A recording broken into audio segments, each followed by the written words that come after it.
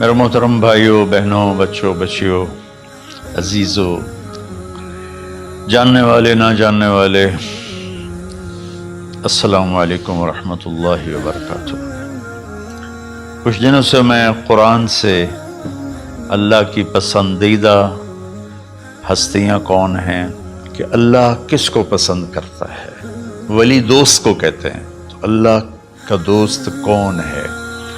وہ یہ کوئی وراثتی چیز نہیں ہے کہ ایک بڑے اولیاء اللہ تھے تو اب ان کا بیٹا بھی انہی جیسا ہوگا۔ ہمارے یہاں وراثت چلتی ہے کہ بڑے بزرگ کا بیٹا بھی بزرگ بن جاتا ہے، چاہے وہ کلین شیو ہو، وہ لوگ اس کے پاؤں چوم رہے ہوتے ہیں، جہالت ہے۔ تو آج میں تھوڑا سا سورہ بنی اسرائیل ہے، اس میں بھی سارے اخلاق بیان ہوئے۔ میرے بھائی بہنوں، ایمان لانے کے بعد انسان بنتا ہے، اور اس کے بعد اس کی قیمت، اس کا بڑا پن، اس کی وجاہت، اس کی شرافت وہ پیسوں سے نہیں ہوتی۔ پیسوں سے انسان مالدار تو ہو جاتا ہے، بڑا نہیں بنتا، بڑا نہیں بنتا۔ ہمارا علم غلط ہو گیا۔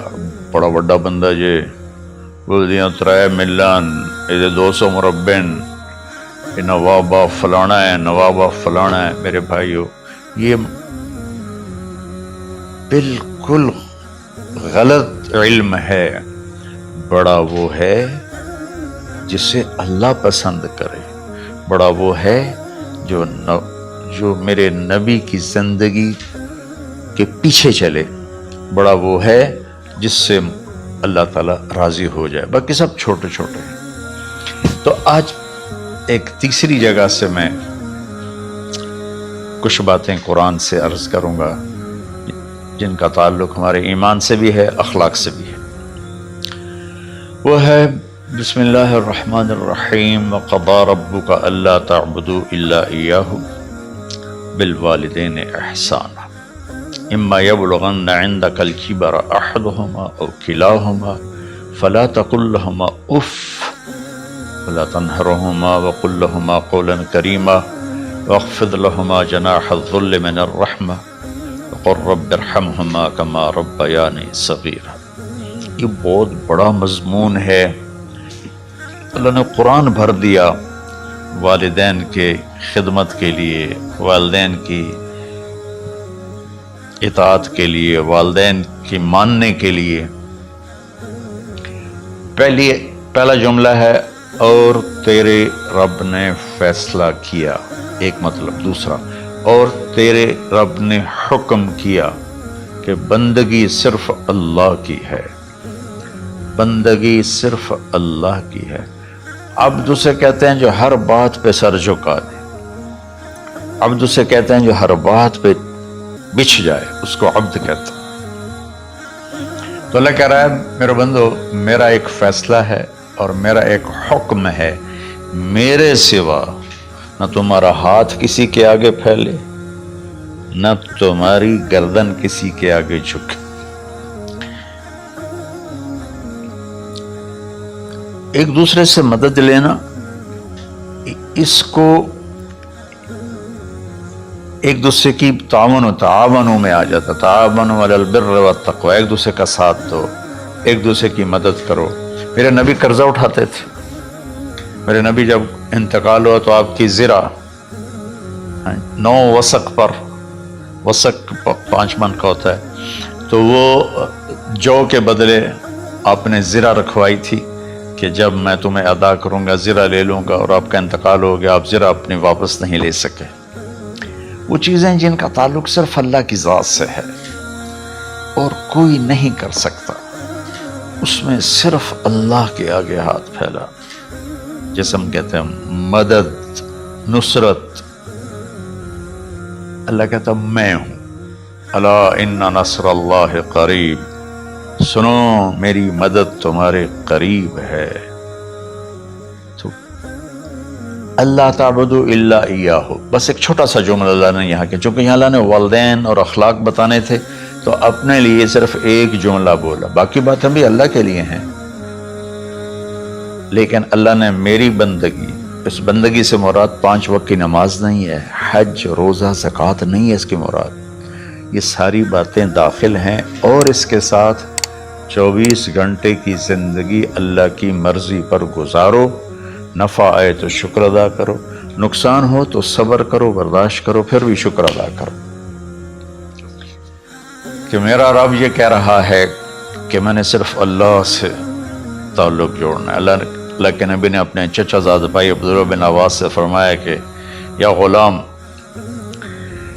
اے نوجوان، اسی کا بکلمات فاحفظہ، میں تمہیں چند باتوں کی وصیت کرتا ہوں۔ کیا؟ احفظ اللہ، احفظ اللہ یحفظک اللہ، یحفظک اللہ، اللہ کے اوامر کی حفاظت کر، اللہ تیری حفاظت کرے گا۔ احفظ اللہ تجدہ تجاہک، تو اللہ کے اوامر، اسلام، حلال حرام کی پہچان کر کے زندگی گزار تو اللہ کو ہر وقت تو اپنی مدد کے لیے تیار پائے گا۔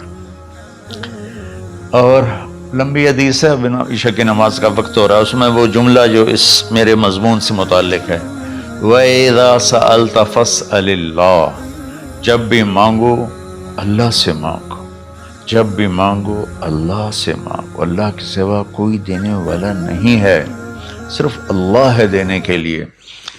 وَإِذَا اسْتَعَنْتَ فَاسْتَعِنْ بِاللَّهِ، اور جب مدد کے لیے ہاتھ اٹھاؤ تو صرف اللہ کو پکارو، جب ضرورت حاجت کے لیے مدد کے لیے ہاتھ اٹھاؤ تو اپنے اللہ کو پکارو۔ تو یہ حدیث کی بات بھی ہے اور یہ قرآن کی بات بھی ہے۔ اس کے بعد آگے اللہ کہتا ہے وَبِالْوَالِدَيْنِ إِحْسَانًا، اور اپنے والدین کے ساتھ احسان کرو۔ احسان کا کیا مطلب ہے؟ اللہ آگے اسی کی تشریح کر رہا ہے۔ ویسے احسان کا مطلب عربی میں ہوتا ہے، یہ جو ہمارا اردو کا احسان ہے، میں تیرے تے احسان کیتا ہے تو ہوں میں نالے کی کر رہے ہیں، یہ بھی مطلب ہے، لیکن احسان کا اصل مطلب ہوتا ہے، احسان حسن سے ہے، حسن، حسن سے الف، 2 الف ملے اور احسان بن گیا۔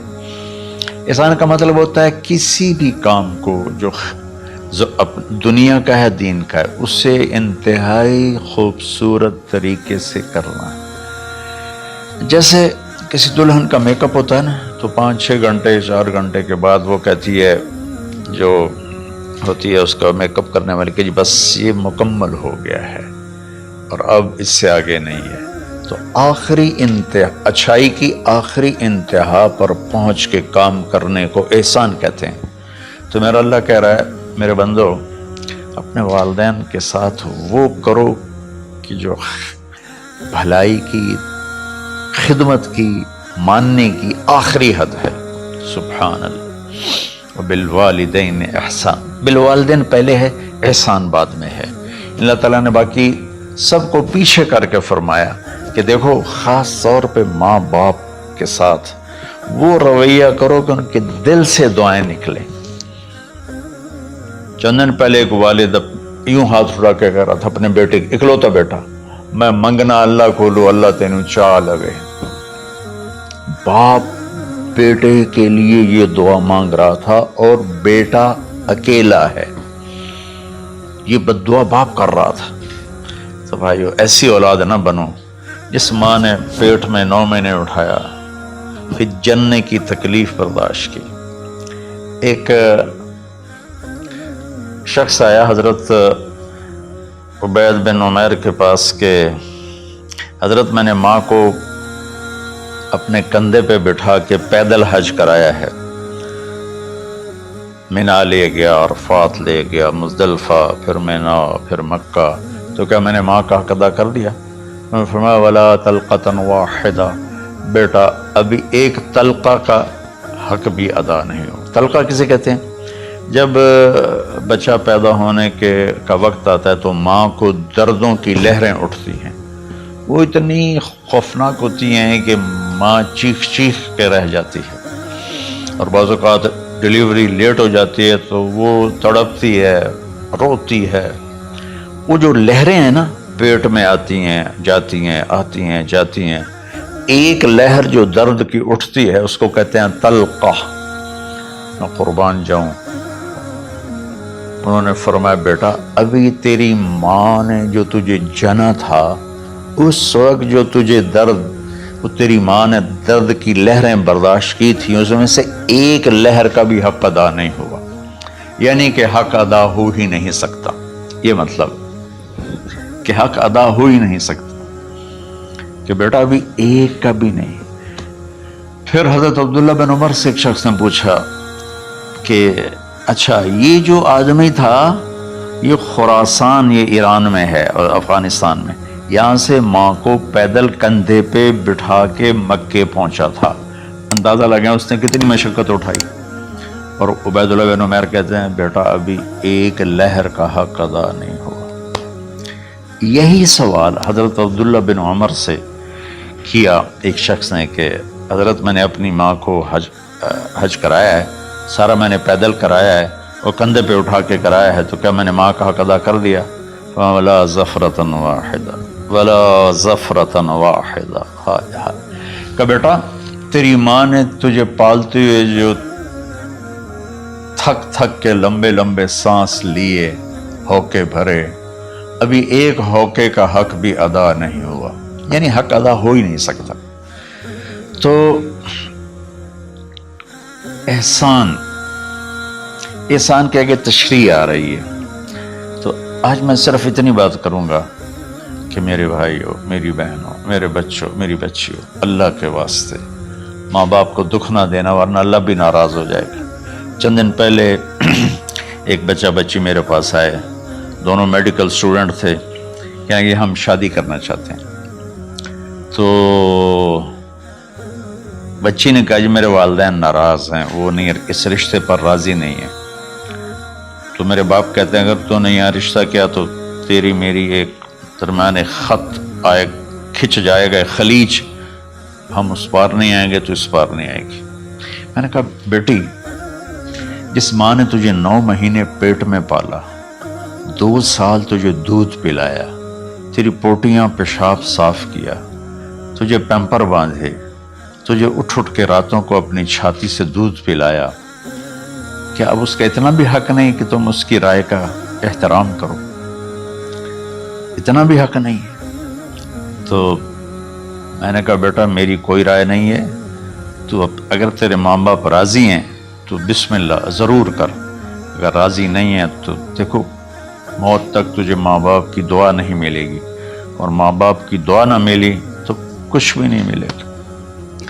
تو بھائیو دوستو، خاص طور پر آج کے کالج کے نوجوان بچے بچیاں یہ ماں باپ کے ساتھ بہت بدتمیزی کرتے ہیں، چونکہ اس میں والدین کا پہلا قصور ہے کہ انہوں نے ان کو دین نہیں سکھایا.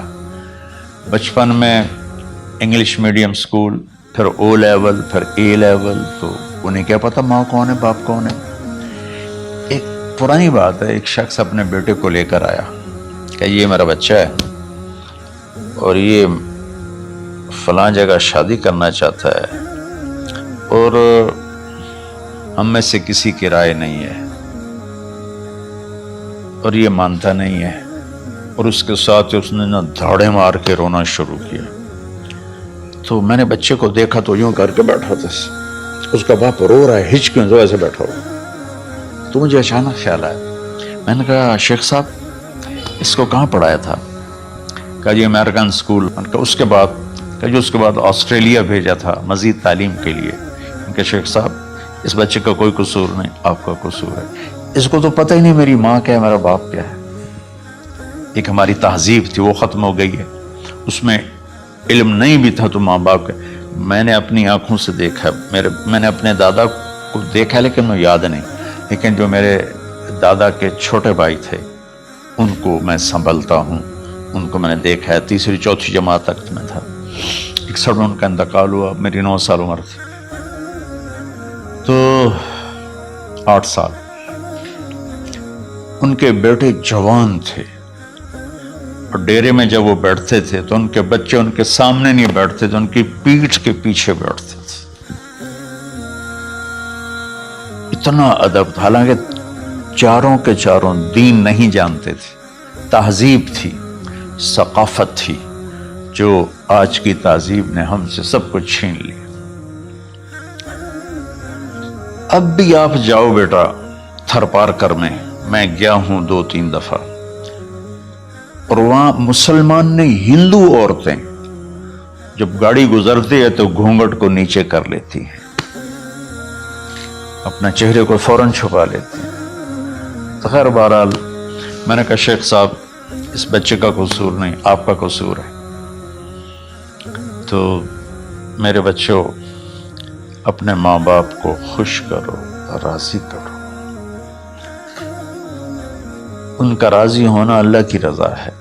میں اس کی تفصیل انشاءاللہ آگے بتاؤں گا، آج میں صرف اتنا ہی میں نے تمہید باندھی ہے کہ ماں باپ کا کیا مقام ہے، ان کی کیا عزت ہے۔ ایک شخص آیا، یا رسول اللہ میرا باپ میرے پوچھے بغیر میرا مال خرچ کر لیتا ہے۔ آپ نے کہا بلاؤ، چونکہ بچے کا ذاتی مال اگر ہو تو شرع کے لحاظ سے باپ پوچھ کے استعمال کرے، بغیر پوچھے استعمال نہ کرے۔ جب اسے پتہ چلا کہ میرے بیٹے نے شکایت کی ہے تو عرب کی شاعری تو مشہور تھی، انہیں دل دل میں کچھ اشعار پڑھے۔ جو آیا تو جبریل پہلے آ گئے، یا رسول اللہ اللہ تعالیٰ کہہ رہے ہیں آپ اس سے پوچھیں وہ شعر بتاؤ جو تیرے کانوں نے تو نہیں سنے، تیرے دل میں آئے تھے اور اللہ نے سن لیے۔ تو اللہ کے نبی نے فرمایا بھائی تیرا انشاءاللہ کیس سنتے ہیں، لیکن پہلے وہ شعر سناؤ جو تم نے تو نہیں کہے زبان سے پر اللہ نے سن لیے۔ تو آپ نے اس سے ارشاد فرمایا کہ تمہاری بات ہم سنتے ہیں باپ بیٹے کی، لیکن پہلے وہ شعر سناؤ جو تیری زبان سے ادا نہیں ہوئے، تیرے کانوں نے نہیں سنے، تیرے دل کی گونج تھی اور تیرے دل کی آہ اور فریاد تھی جو دل ہی میں گھٹ کے رہ گئی، اسے اللہ نے سنا ہے۔ وہ کہتا ہے سناؤ۔ کہنے لگا یا رسول اللہ آپ کا رب ہر وقت ہمارے ایمان کو آپ پر زیادہ سے زیادہ بڑھاتا رہتا ہے، اس ذات کی قسم جس کے قبضے میں میری جان ہے۔ یہ چند میرے دکھ بھرے خیالات الفاظ کی شکل میں ڈھلے، لیکن میری بزم تصور میں ہی رہے اور وہیں دفن ہو گئے، باہر نہیں نکلے، میری زبان سے ادا نہیں ہوئے، میرے کانوں نے نہیں سنا، آپ کے رب نے سن لیا۔ اب میں نے کہا اچھا بتاؤ تم نے کہا کیا تھا؟ تم نے کہا جی میں نے بچے کی جب سنی شکایت میری کی ہے تو میں نے کہا تھا غضوتک مولودا وعلتک یافعا تعل بما اجنی علیک وتنہل واذا ضاقتک بالسقم لیلۃ لم ابت لسقمک الا ساہرا اتململ کأنی انا المتروک دونک بالذی ترکت به دونی وعینی تحمل تخاف الرضا نفسی علیک وإنها لتعلم أن الموت وقت مؤجل فلما بلغت السن والغاية التي إليها مدى ما فيك كنت أؤمل جعلت جزائي غلظة وفظاظة كأنك أنت المنعم المتفضل فليتك إن لم ترع حق أبوتي فعلت كما الجار المجاور يفعل فأوليتني حق الجوار لم تكن علي بمال دون مالك تبخل۔ میں ابھی ترجمہ کرتا ہوں۔ اس کا میرے نبی پر کیا اثر ہوا کہ آپ کے ٹپ ٹپ آنسو گر رہے تھے اور آپ کی داڑھی آپ کے آنسوں سے تر ہو رہی تھی۔ یہ اتنا فصیح کلام ہے کہ عربوں کو بھی پسینہ آ جائے گا ترجمہ کرنے کے لیے، تو میں تو عربی نہیں ہوں، لیکن یہ فخر تو حاصل ہے، بھلے ہیں یا برے ہیں 2-4 قدم ہم بھی تیرے ساتھ چلے ہیں۔ کچھ عرصہ اہل علم کی محفلوں میں بیٹھے، کچھ زبان کی شناسائی ہوئی، تو میں اپنی کم مائگی کے ساتھ اس کا ترجمہ کروں گا۔ وہ کہتا ہے غزوتک مولودا وعلتک یافعا تعل بما اجنی علیک وتنہل۔ میرے بیٹے جس دن تو پیدا ہوا ہم نے اپنے لیے جینا چھوڑ دیا، ہوئے ہوئے ہوئے ہوئے، ہم تیرے لیے جیے، تیری ماں تجھے دودھ پلاتی تھی، میں تیرے لیے روٹی کے نوالے لاتا تھا، میری ساری کمائی پہلی اور آخری سب تیرے اوپر لگتی تھی، تجھے خوش دیکھتے تھے تو خوش ہوتے تھے، تجھے روتا دیکھتے تھے تو ہم روتے تھے۔ وَإِذَا ذَاقَتْكَ بِالسُّقْمِ لَيْلَةً لَمْ أَدْلِ سُقْمَكَ إِلَّا سَاهِرًا أَتَمَلْمَلُ۔ جب تو کبھی بیمار ہو جاتا تھا تو تیرے سرانے بیٹھ کر ہم ساری رات روتے تھے اور دعائیں کرتے تھے، یا اللہ ہمارے بچے کو بچا لے، ہمارے بچے کو صحت دے دے۔ اس تڑپ میں ساری ساری رات میں جاگتا تھا، تیرے لیے میں نے اپنا سب کچھ لگا دیا، اپنے لیے جینا چھوڑ دیا، اپنی خواہشات کو دبایا، تیری ہر خواہش کو پورا کیا، تجھے مسکرانے کے لیے، تجھے ہنسانے کے لیے میں دھکے دھوڑے کھاتا رہا، کبھی گرمی لو کی جھلسا دینے والی ریت اور کبھی سردی کے سرد ہوا کے تھپیڑے، لیکن میں ان دونوں سے گزرتا ہوا تجھے پالنے کی خاطر اپنے آپ کو کھپاتا رہا۔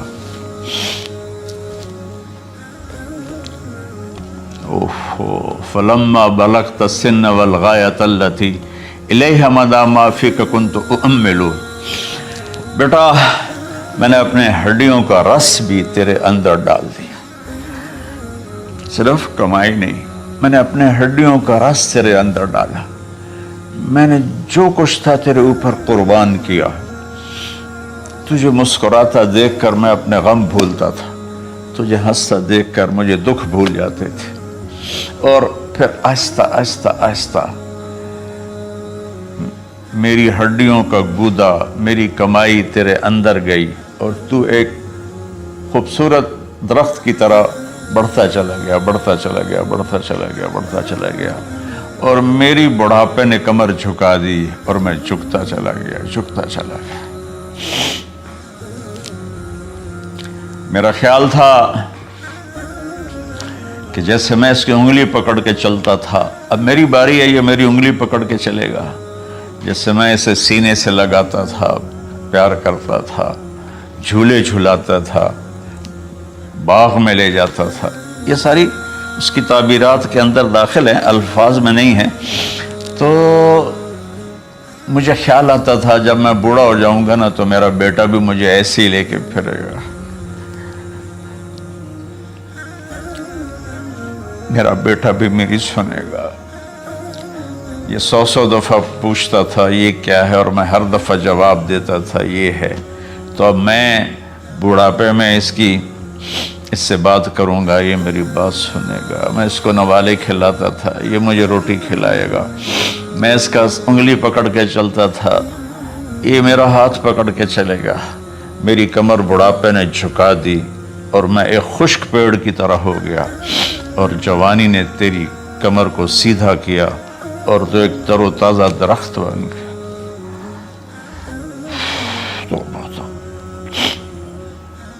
تو مجھے خیال آیا کہ میں نے 20 سال اس بچے کو پالا ہے، ابھی اپنی ماں اور باپ کو دیکھے گا، لیکن ایک دم اچانک کیا ہوا؟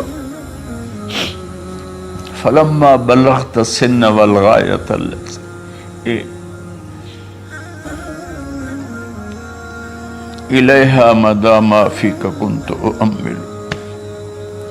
جب تو اس عمر کو پہنچا جس میں ہماری امیدیں تیرے ساتھ لگ گئیں، ہمیں بڑھاپے نے بے آسرا کر دیا، اور تیری جوانی نے تجھے ہمت دے دی، تو ہمارا خیال آیا کہ اب یہ ہمارے ساتھ وہی کرے گا جو ہم نے اس کے ساتھ کیا۔ لیکن کیا ہوا؟ جعلت جزائی غلظۃ وفظاظۃ کأنک انت المنعم المتفضل۔ تو اتنا بدتمیز ہوا، تیری زبان چھری بن گئی، تیرا رویہ زہر بن گیا، اور میری ساری زندگی کی محنت کا بدلہ تو نے مجھے نافرمانی سے دیا، بد اخلاقی سے دیا، بدتمیزی سے دیا۔ میں حیرت بھری نظروں سے تجھے دیکھتا رہا، اور میں اپنی پچھلی 20 سالہ زندگی کو جھٹلاتا رہا کہ میرا خیال میں اس کا نوکر ہوں اور یہ میرا مالک ہے، میں اس کا باپ نہیں، میں اس کا نوکر ہوں. کیونکہ ماں باپ کے ساتھ ایسا کوئی نہیں کرتا ہے. یہ میرا مالک ہے اور میں اس کا نوکر ہوں، اس لیے مجھے ڈانٹ رہا ہے. کتنے بچوں کو میں نے یہ کہتے سنا اپنے باپ کو، تو میرے واسطے آج تک کیتا کی، تو میرے واسطے آج تک بنایا کی. اور جو آپ بے بسی کی تصویر بنا ہوتا تھا وہ شکلیں بھی میرے سامنے ہیں. ہمارا دیہاتی ماحول زمین دارہ ماحول ہے، نہیں اب تو شہروں میں بھی یہی حال ہے. جس نے او لیول اے لیول کیا اسے کیا پتا ماں کسے کہتے ہیں باپ کسے کہتے ہیں. تو میں نے اپنی آنکھوں سے باپ کی بے بسی اور بیٹے کا غرانہ ایک دفعہ نہیں کتنی دفعہ دیکھا. تو میرے واسطے آج تک ہی کیتا ہے، تو میرے واسطے آج تک ہی بنایا ہے. وہ کہتا اچھا میرا بچہ جداں جوان ہو سو آپ پہ سمجھ جسو. جبریل انسانی شکل میں آئے کہ یا رسول اللہ کچھ سوال کیے، قیامت کب آئے گی؟ کہ اللہ کو پتہ ہے. کہ کوئی نشانی؟ فرمایا جب دیکھو کہ بیٹیاں بھی ماؤں کو نوکر کی طرح دھتکار رہے ہوں تو سمجھنا قیامت آنے والی ہے. کچھ عرصہ پہلے ایک بچی اور ماں، تو ماں کچھ بات کر رہی تھی اور بیٹی کہہ رہی تھی بھوک نہیں بھوک نہیں، اور اس کی ماں کے خون سے بھرے ہوئے آنسو بہ رہے تھے اور اس کی ہچکیاں لگ رہی تھی کہ یہ وہ ہے جس کو میں نے اپنے پیٹ سے جنا اور اپنی چھاتی کا دودھ پلاتے پلاتے پلاتے میں نے کتنی تکلیفیں برداشت کی، اور آج کر یہ بھوک نہیں. تو کمال کے اشعار میں سوچ رہا ہوں جب میرا یہ حال ہے 1400 سال بعد کہ میرے آنسو نہیں رک رہے، تو اللہ کے نبی تو زارو قطار روئے تھے، داڑھی آنسوں سے تر ہو گئی تھی. کہا بیٹا جب تو نے میری ساری زندگی کی محنتوں کا بدلہ بدتمیزی سے دیا، گالی گلوچ سے دیا، دھکے دے کر باپ کو گھر سے نکال دیتے ہیں، تو بیٹا میں یہ سمجھا کہ تو نے ایک خواب دیکھا تھا، تو نے ایک خواب دیکھا تھا کہ تو باپ ہے اور یہ بیٹا ہے. اصل حقیقت یہ ہے کہ یہ مالک ہے اور میں نوکر ہوں. پھر آگے کہتا فَلَيْتَكَ إِن لَمْ تَرَ حَقَّ أُبُوَّتِي فَعَلْتَ كَمَا الْجَارُ الْمُجَاوِرُ يُفْعَلُ. اچھا چلو بیٹا تو نے مجھے باپ تو نہ سمجھا، چلو ایک پڑوسی سمجھ لو. عرب میں پڑوسی کا بہت خیال کیا جاتا تھا اور یہ عرب کی شان تھی کہ اپنے پڑوسی کو وہ عزت دیتے تھے جو اپنے گھر میں ایک دوسرے کو عزت دیتے تھے. تو اس نے پھر اس کی طرف اشارہ کیا کہ اگر میں تیرا باپ نہیں ہوں، تیرے رویوں کو دیکھ کر تو یہی لگتا ہے کہ میں تیرا نوکر ہوں، تو میرا مالک ہے، تو چلو اتنا تو کر دے جتنا ایک پڑوسی کے ساتھ کرتا ہے. فَأَوْلَيْتَنِي حَقَّ الْجِوَارِ وَلَمْ تَكُنْ عَلَيَّ مِنْ دُونَ مَالِكَ تَبْخَلُ. تو پڑوسی پر تو عرب خرچ کرتے ہیں، تو بھی تھوڑا سا میرے اوپر خرچ کر دیتا اور تو بخیل نہ بنتا اور میرے خوابوں کو چکنا چور کر دیا، میری امیدوں پر پانی پھیر دیا، میرے بڑھاپے کو ذلت اور رسوائی میں بدل دیا. اچھا میرا پتر جا خوش رہو. ماں باپ کہاں بد دعائیں کرتے ہیں. تو میرے نبی کی آنکھوں سے آنسو یہ ساری داڑھی تر ہو گئی. تو آپ نے اس کے بچے کو گریبان سے پکڑا اور جھٹکا دے کر دھکا دے کر دفع ہو جا، انت و مالک لابیک، تو اور تیرا سب کچھ تیرے باپ کا ہے. حضرت علی رضی اللہ تعالیٰ عنہ سے کسی نے پوچھا کہ آپ کے بیٹے حسن کیسے بیٹے ہیں؟ کہا حسن میرا وہ بیٹا ہے کہ جب میں چلتا ہوں تو میرے آگے نہیں چلتا، میرے پیچھے چلتا ہے. جب کہیں بیٹھنے کا موقع آتا ہے تو یہ پہلے نہیں بیٹھتا، پہلے مجھے بٹھاتا ہے پھر خود بیٹھتا ہے. جب کھانے پر بیٹھتے ہیں تو یہ روٹی کی طرف ہاتھ نہیں بڑھاتا جب تک میں نہ بڑھاؤں، یہ سالن کی طرف ہاتھ نہیں بڑھاتا جب تک میں نہ بڑھاؤں، میں کمرے میں ہوں تو یہ چھت پہ نہیں چڑھتا کہ میرے باپ کی بے ادبی ہو جائے گی۔ میں حالانکہ چھت پہ چڑھنا ضرورت کے لیے ہوتا ہے، لیکن قربان جائیں اہل بیت کے ایسے ہی اخلاق ہوتے ہیں، آل رسول ایسے ہی ہوتے ہیں۔ میرے عزیزوں نوجوانوں سے کہہ رہا ہوں جن کے والدین زندہ ہیں، ہم تو محروم ہو گئے، وہ قبروں میں چلے گئے، لیکن میں اتنا مصروف رہتا ہوں۔